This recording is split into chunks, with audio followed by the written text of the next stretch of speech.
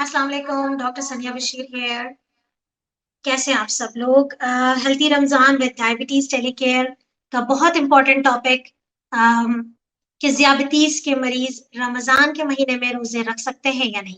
अपने प्रोग्राम की इब्तिदा इस दुआ के साथ करूंगी, रब्बिश रह ली सदरी व यस्सिर ली अमरी वहलुल उक़दतम मिन लिसानी व यफ़क़हू क़ौली। आज एक लाइव यूट्यूब सेशन है। अगर आप हमें ज्वाइन कर चुके हैं तो प्लीज कमेंट्स दीजिए ताकि हमें पता चल सके कि आप लोगों ने हमें ज्वाइन किया है और हमारी वीडियो क्लियर है।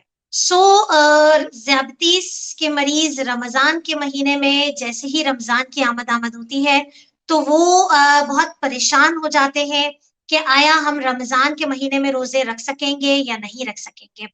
सो ये एक बहुत बड़ी क्वेरी भी होती है और रमजान के दौरान भी बहुत सारे ऐसे मसले मसाइल होते हैं कि उस पे बात करनी रमजान से पहले बहुत ज्यादा जरूरी है और इस चीज को डिस्कस कर लेना चाहिए कि आया रमजान के रोजे आपके लिए बेनिफिशियल होंगे या आपके लिए नुकसानदेह साबित होंगे। तो इसी चीज पे आज हम एक टॉपिक, बहुत इंपॉर्टेंट टॉपिक है कि हम आज मिलके तमाम मेरे सुनने वाले, तमाम मेरे देखने वाले उन सब तक ये पैगाम पहुंचाना बहुत जरूरी है कि ज़ियाबतीस के मरीजों की जब रमजान की बात आती है, रमजान के रोजों की बात आती है, तो ज़ियाबतीस के मरीजों के लिए 3 कैटेगरीज में हम डिवाइड कर देते हैं और उन्हीं 3 कैटेगरीज को हम डिस्कस करने के लिए आज की वीडियो हमारी यहाँ पर लाइव है और एज पर प्रॉमिस कि आप लोगों के कमेंट्स भी लिए जाएंगे और आप लोगों से डिस्कशन भी की जाएगी। तो जी हाँ, 3 कैटेगरीज वो होती हैं। पहली कैटेगरी वो होती है कि जिसमें हम इजाज़त दे देते हैं कि जी हाँ, आप एक सेफ ज़ोन में हैं, ज़ियाबतीस के मरीज़ बहुत सेफली रोज़ा रख सकते हैं। दूसरी कैटेगरी वो होती है कि जिसमें हम एहतियात बरतने की बात करते हैं कि आप रोज़ा रख तो सकते हैं, but what you have to do is कि आपने बहुत ज़्यादा स्ट्रिक्टली इस चीज को मॉनिटर करना है कि आपकी शुगर्स जो है वो डिस्टर्ब ना हो, खराब ना हो। तो इस चीज को हमें इंडिकेशन की जाती है। तीसरे वो लोग होते हैं कि जिनको हम स्ट्रिक्टली मना करते हैं कि आपके लिए रमजान के महीने के रोजे खतरनाक साबित हो सकते हैं या रोजा या फास्टिंग आपकी शुगर्स के लिए बेनिफिशियल नहीं है। सो बीइंग अ मुस्लिम हम लोग इस बात पे इत्तेफाक करते हैं कि जाहिर है रमजान के महीने में रोजे हम पर फर्ज किए गए हैं, लेकिन इस बात से भी हम वाकिफ हैं कि मुसलमान होने के नाते हमें ये भी बात पता है कि अल्लाह ताला ने हमें किसी शरई उज़र की वजह से, किसी मेडिकल रीजन की वजह से अगर रोजा ना रख पाए तो उस पे गुनाह नहीं है, बट उसका कफारा अदा कर देना चाहिए। तो अगर आप में से अभी हम जब डिस्कस करेंगे तो प्लीज मेरी रिक्वेस्ट है आप सबसे कि जैसे कि मैं हमेशा हर साल कहती हूँ कि मेरे साथ मिलकर अपनी रिस्क असेसमेंट कर लीजिए ताकि आप जब एक स्कोर कैलकुलेट करेंगे तो हमें आपका स्कोर पता चल सकेगा और आप इस बात का अंदाजा आप लोगों को भी हो जाएगा कि आया रमजान के रोजे आपके लिए बेनिफिशियल हैं या नहीं है। सो इस चीज को हम आगे बढ़ाते हैं कि आगे हमारा जो रिस्क स्कोर है उसके लिए हमने एक छोटी सी प्रेजेंटेशन तैयार की है। उस प्रेजेंटेशन की स्लाइड्स मैं इंशाल्लाह ताला इस वीडियो के एंड में वन बाय वन डाल भी दूंगी। फिलहाल चूंकि ये लाइव सेशन है तो इसमें एक छोटी सी प्रेजेंटेशन आप लोगों के लिए तैयार की गई है। Let me share it with you. यहाँ मैं एक बात बताती चलूं कि डायबिटीज टेलीकेयर रमजान के महीने में आप सब लोगों के लिए एक बहुत अच्छी अपॉर्चुनिटी प्रोवाइड कर रहा है कि रमजान के महीने में ऑनलाइन कंसल्टेशन की फैसिलिटी आपके लिए हमेशा ओपन रहेगी।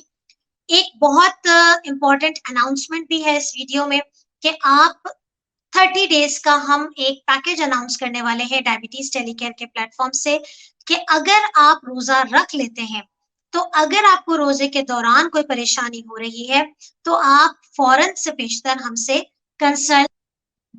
तो ये एक हमारा एक डायबिटीज टेलीकेयर का एक इनिशिएटिव है जो हमने आप लोगों के लिए लिया है कि रमजान के महीने में रोजे के दौरान या इफ्तार के साथ या सहरी के साथ या रोजे के दौरान आपको अगर कोई भी परेशानी हो रही है तो आपको इधर उधर भागने की जरूरत नहीं है। हमारा ऑनलाइन प्लेटफॉर्म आपके लिए अवेलेबल है। सो बात करते हैं, अब हम टॉपिक पे आ जाते हैं। आई होप कि जो हमें सुन रहे हैं, जो हमें देख रहे हैं, अगर आप अपने कमेंट्स भी हमें देंगे तो हमें इंटरेक्टिव होने में आसानी रहेगी। तो आई थिंक हम कुछ लोगों का वेट भी कर लेते हैं यहाँ पर, ताकि ज्यादा से ज्यादा लोग हमें ज्वाइन कर सके। जी आई एम वेटिंग के ज्यादा से ज्यादा लोग जो है वो हमें ज्वाइन कर सकें। सो उसके लिए हम थोड़ा सा वेट कर लेते हैं, ताकि एक इंटरेक्टिव जो है वो हमारी डिस्कशन हो सके। सो जैसे कि आप सब जानते हैं कि हम अपनी रिस्क असेसमेंट की बात कर रहे हैं, तो यहाँ पर I am trying to enlarge the image, ताकि आपको आसानी से चीजें जो है वो विजुअलाइज हो सके। जी, तो अगर आप चाहें तो इसका स्क्रीनशॉट भी ले सकते हैं। मैं इंशाल्लाह ताला ग्रुप में ये तमाम स्लाइड्स पोस्ट कर दूंगी, और अगर आप चाहें तो इसकी फुल स्क्रीन लेके भी इस चीज को देख सकते हैं। ठीक है जी, तो यहाँ से हम जो है वो अपना सिलसिला शुरू करते हैं कि सबसे पहले जब हम बात करते हैं कि हमें कैटेगराइजेशन करनी है, तो उसके लिए जरूरी है कि आप अपना स्कोर की असेसमेंट कर लें। सबसे पहली जो हमारे लिए सबसे इंपॉर्टेंट जो फैक्टर होता है वो यही होता है कि आपका डायबिटीज की टाइप एंड ड्यूरेशन क्या है। ठीक है, आपकी डायबिटीज कौन से किस्म की है। अगर आप टाइप 1 डायबिटीज में फॉल कर रहे हैं, अगेन अगर आप अपनी टाइप ऑफ डायबिटीज के बारे में श्योर नहीं है, तो प्लीज हमारी जो यूट्यूब चैनल पे डायबिटीज टेलीकेयर की वीडियो टाइप्स ऑफ डायबिटीज मौजूद है, उस पे जाके विजिट कीजिए, उसको देखिए और अपनी टाइप की असेसमेंट कीजिए। अगर आप टाइप 1 डायबिटिक है, यानी कि इंसुलिन डिपेंडेंट डायबिटिक है, तो आपका स्कोर है 1। You have to write it down your score according to the factors जो हम यहाँ मेंशन कर रहे हैं, ताकि आपको जब आखिर में तमाम स्कोर्स जब आप कैलकुलेट करेंगे, तो फिर हम आपको बताएंगे कि आप कौन से जोन में हैं। तो अगर आप टाइप 1 डायबिटीज है, यानी कि इंसुलिन डिपेंडेंट डायबिटीज है, तो आपका स्कोर है 1। अगर आप टाइप 2 डायबिटीज है, तो आपका स्कोर है 0। ठीक है, अगर आपका duration of the diabetes more than 10 years हो चुका है, यानी कि 10 साल से ज्यादा का अरसा है और आपकी शुगर को हो चुका है, इवन आप टाइप 2 डायबिटीज है लेकिन आपका स्कोर होगा 1, राइट। अगर आप टाइप 1 डायबिटीज भी हैं और 10 साल से ज्यादा का अरसा गुजर चुका है, तो आपका स्कोर क्या हो जाएगा, 1 + 1। You have to add your all scores 1 by 1, जो मैं आपको बताती चली जाऊंगी। आई एम रियली सॉरी कि ये प्रेजेंटेशन की फुल इमेज जो है वो यहाँ शो नहीं हो रही है। I have tried my best, but unfortunately इस चीज को हम मैनेज नहीं कर पाए हैं। बट नो वरीज, हम आपकी इसकी पिक्चर्स जो है उसकी एक मैं सैंपल वीडियो बना के आपको भेज दूंगी। ठीक है जी। सो अगर आपका duration of diabetes less than 10 years है, तो आपका स्कोर है 0।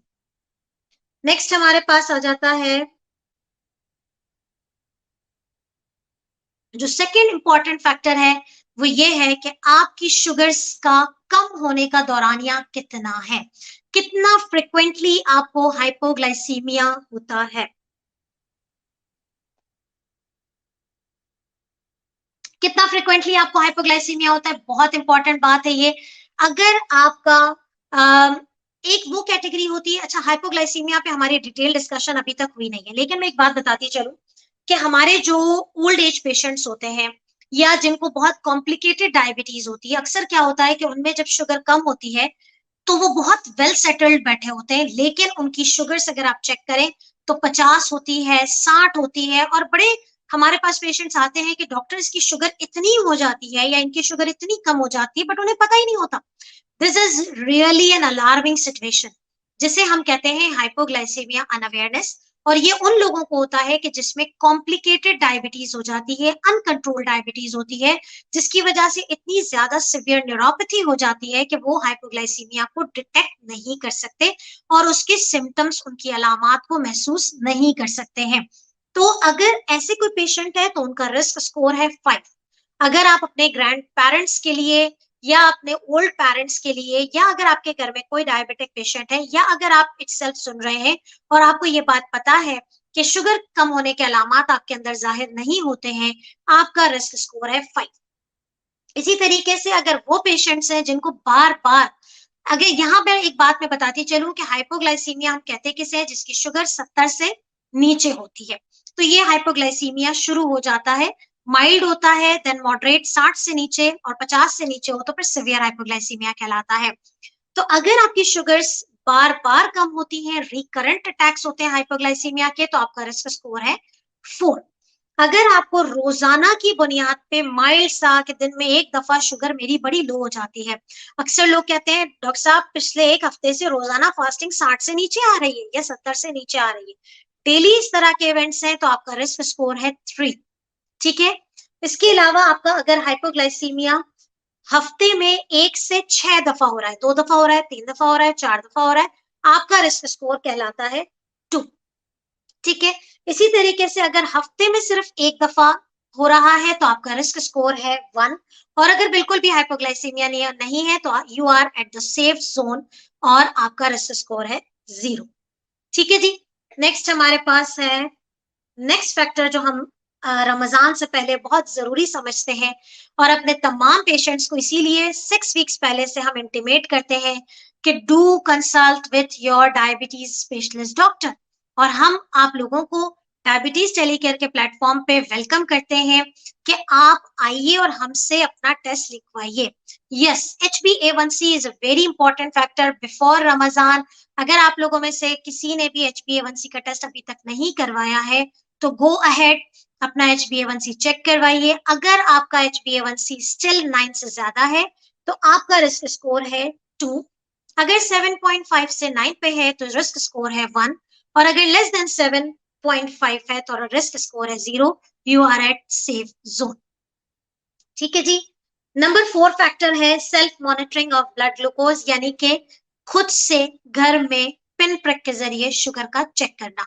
अगर हमने आपको एडवाइस किया है या आपके डॉक्टर ने आपको एडवाइस किया है कि you have to do a blood sugar test while fasting, लेकिन आप नहीं करते हैं, तो आपका रिस्क स्कोर है 2।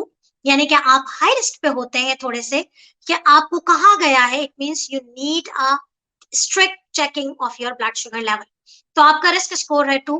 अगर आपको एडवाइस की गई है और आप रैंडमली कभी कर रहे हैं कभी नहीं कर रहे हैं तो ऐसी सूरत हाल में आपका रिस्क स्कोर होता है 1। डोंट फॉरगेट कि अदर फैक्टर्स को आपने इसमें रिस्क स्कोर को ऐड करना है। अगर आपको एडवाइस भी की गई है और आप करते भी हैं, फॉलो भी करते हैं, तो आप सेफ जोन में है, 0 आपका रिस्क स्कोर है। एक्यूट कॉम्प्लिकेशंस, यानी कि अगर डायबिटिक पेशेंट पिछले 3 महीने के दौरान रमजान से 3 महीने पहले विद इन 3 मंथ्स अगर आपको कोई भी शुगर की वजह से मेडिकल इमरजेंसी हुई हो, शुगर बहुत ज्यादा हाई हो गई हो कि आप कोमाटोज हो गए हो या जो टाइप 1 पेशेंट कीटोएसिडोसिस में चले गए हो, तो ऐसी सूरत हाल में आपका रिस्क स्कोर है 3। अगर विद इन 6 मंथ्स हुआ है तो रिस्क स्कोर है 2। अगर 1 साल पहले यानी कि विद इन 12 मंथ्स हुआ हो तो आपका रिस्क स्कोर है 1। और अगर ऐसी कोई मेडिकल इमरजेंसी नहीं है तो you are at the safe zone. ठीक है जी। मैं बहुत कोशिश कर रही हूँ कि आपके लिए वीडियो को जितना शॉर्ट कर सकूं ताकि कम से कम टाइम में ज्यादा से ज्यादा बातें आप सीख सकें। क्रॉनिक कॉम्प्लिकेशन, अगर डायबिटीज के साथ कोई मेडिकल इशू, कोई हार्ट फेलियर का पेशेंट, कोई एंजाइना का अटैक या स्टेज 4-5 किडनी डिजीज अगर आपकी है तो आपका रिस्क स्कोर है 6। ठीक है।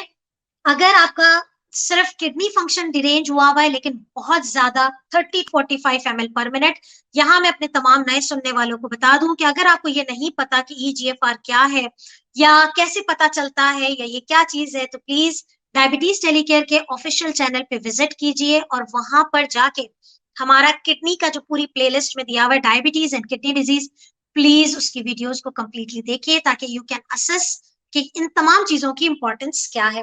तो अगर आपका EGFR लो है तो 4 रिस्क स्कोर है। अगर आपको कार्डियक कॉम्प्लिकेशन कोई भी नहीं है लेकिन EGFR 45 to 60 तक है, देन आपका रिस्क स्कोर है 2। और अगर आप तमाम चीजें नॉर्मल है तो आपका रिस्क स्कोर है 0। प्रेगनेंसी, अगर एक डायबिटिक पेशेंट ने कंसीव किया है और रमजान के महीने में वो रोजा रखना चाह रही है, अगर उनके HbA1c या शुगर के जो टारगेट्स है, जैसे आप सब जानते हैं कि हमारे पास जो डायबिटीज टेलीकेयर के फॉलोअर्स हैं, जो ग्रुप फॉलोअर्स हैं, उनको तमाम लोगों को पता है कि प्रेगनेंसी में टारगेट्स क्या होते हैं। अगर आपने हमें भी रिसेंटली ज्वाइन किया है तो आप हमारे ग्रुप को ज्वाइन करें, हमारे ग्रुप में सर्च बार में जाइए और वहां जाके प्रेगनेंसी को सर्च कीजिए, डायबिटीज इन प्रेगनेंसी को सर्च कीजिए, जेस्टेशनल डायबिटीज को सर्च कीजिए। We have discussed a lot about it. तो अगर आपके टारगेट्स अचीव्ड है, okay, you can go ahead. आप उस पे जा सकते हैं और लेकिन आपका रिस्क स्कोर टारगेट पे नहीं है तो रिस्क स्कोर है 4, टारगेट अचीव्ड है तो रिस्क स्कोर है 2, और अगेन नॉन प्रेग्नेंट के लिए तो फिलहाल डायबिटीज, कंट्रोल डायबिटीज है, प्रेगनेंसी नहीं है, फीमेल पेशेंट है, तो आपका रिस्क स्कोर है 0। फ्रेलिटी एंड कॉग्निटिव फंक्शन, ये हम उनको कहते हैं कि जो ज्यादातर जो ओल्ड पेशेंट्स हैं, अनकंट्रोल डायबिटीज है, या अगर डायबिटीज कंट्रोल भी है लेकिन मेंटली थोड़ा सा चूंकि जाहिर है कमजोरी बहुत ज्यादा है, दिमागी तौर पर कमजोर है, जिस्मानी तौर पर कमजोर है, और उनको सोचने समझने की सलाहियत बहुत हद तक जो है, जाहिर है जो हमारे 70s के ग्रुप होते हैं, लेकिन अक्सर ऐसे एज ग्रुप में आपने देखा होगा कि वो रोजा रखने की जिद कर रहे होते हैं। तो अगर आपके पास ऐसी कैटेगरी के पेशेंट्स है तो उनका रिस्क स्कोर है इस वक्त 4, जिस्मानी तौर पे कमजोर है तो 3, अगर more than 70 years of age है लेकिन घर में कोई सपोर्ट नहीं है फिर भी वो रिस्क पे है और इनका रिस्क है 1। You have to calculate your risk score and please do tell me in your comment section कि आप कौन से रिस्क स्कोर पे खड़े हुए हैं। अगर ओल्ड एज भी है लेकिन कोई कमजोरी नहीं है, कोई थिंकिंग डिसेबिलिटी नहीं है, you are at safe zone. Next हमारे पास है फिजिकल लेबर, हमारा वो तबका जाहिर है जो मेहनत मजदूरी करता है, जो भारी चीजें उठाता है, दिन जो है वो इनका पूरा दिन जो है वो धूप में गुजरता है, फील्ड्स में गुजरता है, तो फिजिकल लेबर वाले पेशेंट, इंटेंस फिजिकल लेबर है अगर, तो फिर उनका रिस्क स्कोर है 1। और अगर कोई फिजिकल एक्टिविटी ज्यादा नहीं है, हमारे जॉब करने वाले तबके जो डायबिटिक भी है लेकिन उनका ज्यादातर विद इन द होम गुजरता है या विद इन द ऑफिस गुजरता है, तो फिर वो रिस्क, उनका रिस्क स्कोर है 0। प्रीवियस रमजान एक्सपीरियंसेस, पिछले रमजान में डॉक्टर साहिबा हमारे साथ हमारी शुगर बड़ी लो हो जाती है तो इस रमजान में हम रोजा नहीं रखेंगे, ठीक है, हम जो है वो क्या हमें प्रॉब्लम्स फेस होती रही हैं पिछले रमजान में तो इस रमजान में हम रोजा नहीं रखेंगे। कुछ नेगेटिव एक्सपीरियंसेस अगर आपने फेस किए हैं तो आप रिस्क 1 पे हैं, लेकिन अगर पिछला रमजान बहुत अच्छा गुजरा था तो आप रिस्क स्कोर 0 पे हैं। नेक्स्ट हमारे पास है fasting hours and location, very important factor. लोग हमें बाहर से भी अप्रोच कर रहे होते हैं, खास तौर पे जो हमारा नॉर्थ अमेरिकन रीजन्स है, कनाडा वगैरह हो गया, वहां पर फास्टिंग का ड्यूरेशन बहुत लंबा होता है, लेकिन चूंकि फॉर्चुनेटली वहां थोड़ा मौसम बेहतर होता है, लेकिन फिर भी एक डायबिटिक पेशेंट के लिए अगर वो मोर देन 16 आवर्स की फास्टिंग कर रहे हैं तो वो रिस्क स्कोर है 1, और अगर less than 16 hours duration of fasting है तो रिस्क स्कोर है 0। ताहिर बशीर, यस सर, मैं आपको इंशाल्लाह ताला इसके बारे में आपके सवालात के जवाब देती हूँ। ट्रीटमेंट ऑफ द डायबिटीज, यहीं पर आपका सवाल भी कवर हो जाएगा। देखिए, एक बात हमेशा याद रखें, जो मेरी वीडियो अभी सुन रहे हैं, जो मेरी वीडियोस बाद में सुनेंगे, एक रिक्वेस्ट मेरी तमाम लोगों से है, don't try to do self adjustment of your insulin, of your medications by before fasting या ड्यूरिंग फास्टिंग, कि हमने चूंकि रोजा रखा था तो हमने सहरी का डोज मिस कर दिया, हमने सिर्फ इफ्तारी शुरू की। होता यह है कि इनिशियली ये चीजें पता नहीं चलती हैं, बट बाय द टाइम जब 10 रोजे गुजरते हैं तो शुगर्स बहुत हाई रहने लगती हैं और आप जो है फिर एडजस्टमेंट करना शुरू करते हैं, तो इसकी वजह से सारा पैरामीटर हमारा डिस्टर्ब हो जाता है। प्लीज या तो हमसे अप्रोच कीजिए, हम आपके लिए ऑनलाइन फैसिलिटीज प्रोवाइड कर रहे हैं। कराची में मेरा क्लिनिक, जहां पर मैं हफ्ते में 2 दिन विजिट करती हूँ, जब जब मैं विजिट कर रही हूँ तब तब मैं कोशिश कर रही हूँ कि एक्स्ट्रा विजिट्स करूँ, ताकि जो लोग क्लिनिकली, जो लोग कराची में फिजिकली मुझसे मिलना चाह रहे हैं और कंसल्ट करना चाह रहे हैं, तो वो लोग मुझसे व्हाट्सएप नंबर पे हमारे टीम को अप्रोच करें और मेरे डेज के बारे में जान लें कि मैं किस दिन जो है वो अवेलेबल हूँ। आज ये वीडियो है ट्यूसडे का दिन, tomorrow I will be in Karachi, so अगर कराची से कोई मुझे सुन रहा है और वो मुझसे मिलना चाहता है और फिजिकली कंसल्ट करना चाहता है तो यू आर मोस्ट वेलकम। ठीक है जी। तो बात यह है कि इंसुलिन की सेल्फ एडजस्टमेंट, जैसे सर आपने पूछा कि how insulin will be taken during Ramzan, so वो डिपेंड करता है कि कौन सी इंसुलिन है, क्या रिजिम्स हैं, कैसे आपकी लाइफस्टाइल है, कैसे आपने जो है वो इस चीज को मैनेज करना है, वो एक इंडिविजुअल बात होती है। We can not discuss this thing on a general platform. So अगर आप मल्टीपल, इन जनरल यही बात कह सकते हैं कि अगर दिन में 2 से 3 दफा इंसुलिन लग रही है तो आपका रिस्क स्कोर है 3। अगर आप सिर्फ दिन में 1 दफा लॉन्ग एक्टिंग लगा रहे हैं और उसके साथ आप मील रिलेटेड इंसुलिन लगा रहे हैं तो फिर आपका स्कोर है 2.5। अगर आप दिन में सिर्फ एक दफा इंसुलिन लगाते हैं, बाकी टाइम आप टैबलेट्स लेते हैं, तो रिस्क स्कोर है 2। इसके अलावा अगर आप सल्फोनाइल यूरिया यानी कि अगर आप वो वाले सॉल्ट्स का इस्तेमाल कर रहे हैं, वो वाली टैबलेट्स का इस्तेमाल कर रहे हैं जो खाने से पहले एडवाइस की जाती है, जिसे हम सल्फोनाइल यूरिया मेडिसिन कहते हैं। अगर आप अपना सॉल्ट चेक करें तो ग्लाइबिन वाली जो मेडिसिन है या ग्लाइमप्राइड वाली जो मेडिसिन है, उनका रिस्क स्कोर निस्बतन कम है, 1 और 0.5 आता है। इसके अलावा जो दूसरी मेडिकेशंस दी जाती हैं, खाने के साथ दी जाती हैं, उनका रिस्क स्कोर निस्बतन 0 कहलाता है और सेफ एरा में होता है। Now count your scores. आप में से जितने भी लोग हैं, प्लीज अपना स्कोर काउंट कीजिए। अगर आप 0 to 3 पे हैं तो लो रिस्क है, अगर आप 3.5 to 6 पे हैं तो आप मॉडरेट रिस्क पे हैं, और अगर आपका स्कोर मोर देन 6 है तो आप हाई स्कोर पे हैं। तो आई एम वेटिंग कि अगर आप जो है वो हमें अपना स्कोर भेजिए और अपनी कैलकुलेशन खुद कीजिए और हमसे राब्ता कीजिए या अपने डॉक्टर से रुजू कीजिए कि आपने आगे कैसे रमजान का महीना गुजारना है। उम्मीद करती हूँ कि ये छोटी सी प्रेजेंटेशन आपको फायदेमंद साबित होगी आपके लिए, और हेल्दी रमजान विद डायबिटीज टेलीकेयर का हमने शुरू किया है इस नई उम्मीद के साथ, इस उम्मीद के साथ और इस फीडबैक्स के साथ आप लोगों के कि आप लोग रमजान का महीना ज़ियाबतीस के साथ सेहतमंद तरीके से गुजारेंगे इंशाल्लाह ताला। जिन लोगों के स्कोर्स लो पे आए हैं, आप लोग सेफली रोजा रख सकते हैं, लेकिन जो लोग जिनको एहतियात की जरूरत है या जो लोग रोजा नहीं रख सकते हैं, वो इंडिविजुअली हमसे संपर्क कीजिए ताकि हम मजीद तमाम चीजें देखकर, अगर आपको स्ट्रिक्ट मॉनिटरिंग की जरूरत है तो आप हमारे साथ 30 दिन के लिए डायबिटीज टेलीकेयर के साथ जुड़ जाइए।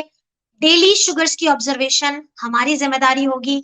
आप रोजा रखिए, हमें दुआओं में याद रखिए, अपना बहुत ख्याल रखिएगा। इंशाल्लाह ताला नए टॉपिक के साथ हेल्दी रमजान विद डायबिटीज टेलीकेयर इंशाल्लाह एक नई वीडियो के साथ आपके सामने हाजिर होंगी। अपना फीडबैक जरूर रिकॉर्ड कीजिएगा, अपना कमेंट्स देना ना भूलिएगा, और मुझे दीजिए इजाजत। अल्लाह हाफिज।